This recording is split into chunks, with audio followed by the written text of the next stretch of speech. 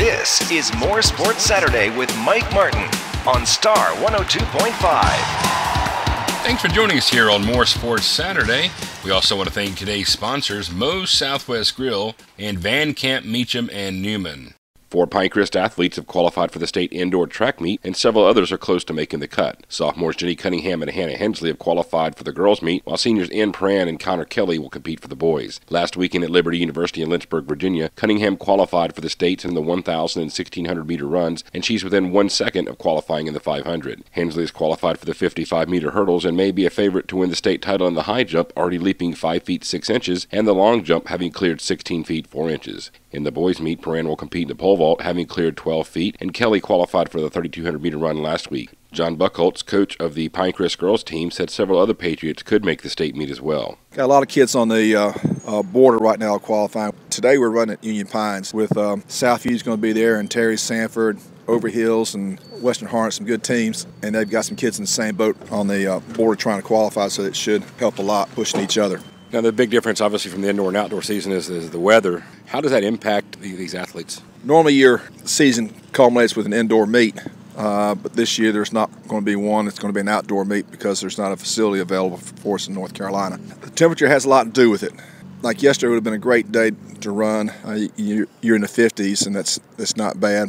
Upper 40s aren't bad for your distance runners, but it's not really good for your sprinters. And we just have to deal with it. And like I tell the kids, the one that gripes the least about the weather and goes out there and just realizes that everybody's got the same weather to run in and just do the best that you can do.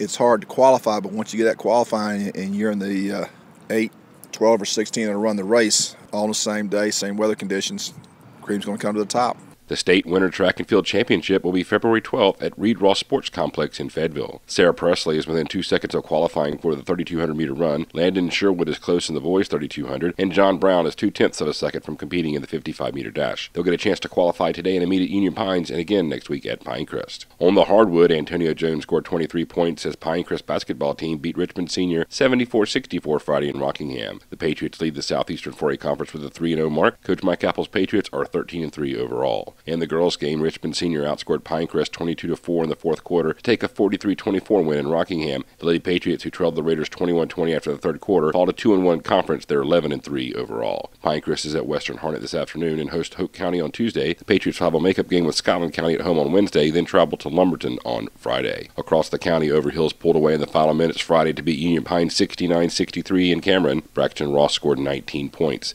The Vikings are 4-14 overall, 2-5 in the Cape Fear Valley 3A.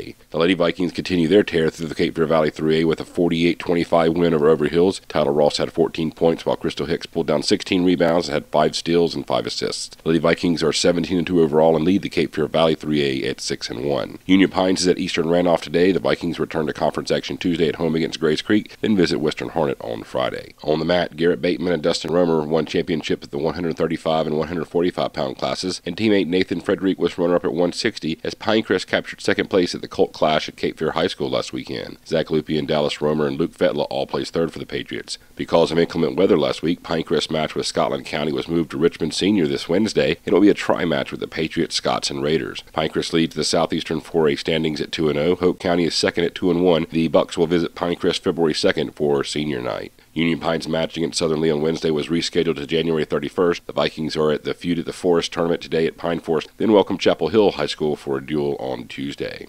In other news, registration deadline for Sandhills Optimist Baseball is February 1st. The league is open to players ages 7 to 12, and each athlete will be evaluated at Memorial Field in Southern Pines on Saturday, March 5th. Birth certificates are required for all players. New teams are being created, so players will not be on the same teams as last year. You can visit MooreSportsRadio.com to download the application. And finally, the Sandhills Patriot youth football teams will host 2 tryouts in late February. Kids ages 7 to 12 can try out for one of 3 Piedmont Youth Football League teams that have produced back-to-back division, conference, and league Super Bowl championships. We'll have more information on that in the coming weeks. Our next live broadcast on More Sports Radio will be Tuesday when the Pinecrest boys and girls basketball teams host Hoke County. On Wednesday, we'll be back at the James Moore Gymnasium as the Patriots host Scotland County in girls and boys basketball. You can listen both nights live on MooreSportsRadio.com starting at 5:50 p.m. with the Moe's Southwest Grill countdown to tip-off. Thanks for joining us today, and we'll see you at the local ballgame.